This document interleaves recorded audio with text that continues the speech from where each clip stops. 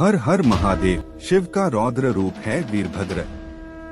यह अवतार तब हुआ था जब ब्रह्मा के पुत्र दक्ष ने यज्ञ का आयोजन किया, लेकिन भगवान शिव को उसमें नहीं बुलाया, जबकि दक्ष की पुत्री सती का विवाह शिव से हुआ था। यज्ञ की बात ज्ञात होने पर सती ने भी वहां चलने को कहा, लेकिन शिव ने बिना आमंत्रण के जाने से मना कर दिया। फिर भी सती जिद कर अकेली ही वहां चली गई। अपने पिता के घर जब उन्होंने शिव का और स्वयं का अपमान अनुभव किया तो उन्हें क्रोध भी हुआ और उन्होंने यज्ञवेदी में कूदकर अपनी देह त्याग दी।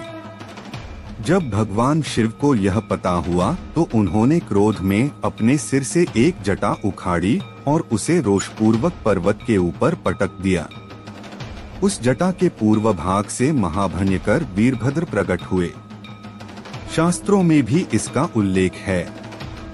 क्रुद्ध सुदष्टष्ठपुट सधूर्जटिर्जटा तडिध्वलिस्तोग्ररोचिषम् उत्कृत्य रुद्र सहसोत्थितो हसन गंभीर नादो विसर्जता भुवि ततोतिकाय स्तनुवा स्पृशन दिवं।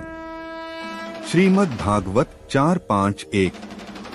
अर्थात सती के प्राण त्यागने से दुख कि भगवान शिव ने उग्र रूप धारण कर क्रोध में अपने होंठ चबाते हुए अपनी एक जटा उखाड़ ली, जो बिजली और आग की लपट के समान दीप्त हो रही थी। सहसा खड़े होकर उन्होंने गंभीर अट्टहास के साथ जटा को पृथ्वी पर पटक दिया। इसी से महाभयंकर वीरभद्र प्रकट हुए।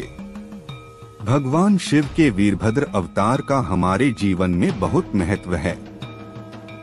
यह अवतार हमें संदेश देता है कि शक्ति का प्रयोग वहीं करें जहां उसका सदुपयोग हो। वीरों के दो वर्ग होते हैं, भद्र एवं अभद्र वीर। राम, अर्जुन और भीम वीर थे। रावण, दुर्योधन और कर्ण भी वीर थे, लेकिन पहला भद्र सभ्य वीर वर्ग और दूसरा अभद्र असभ्य वीर वर्ग है। सभ्य वीरों का काम होता है हमेशा धर्म के पथ पर चलना तथा निसहायों की सहायता करना। वहीं असभ्य वीर वर्ग सदैव अधर्म के मार्ग पर चलते हैं तथा निशक्तों को परेशान करते हैं। भद्र का अर्थ होता है कल्याणकारी। अत वीरता के साथ भद्रता की अनिवार्यता इस अवतार से प्रतिपादित होती है।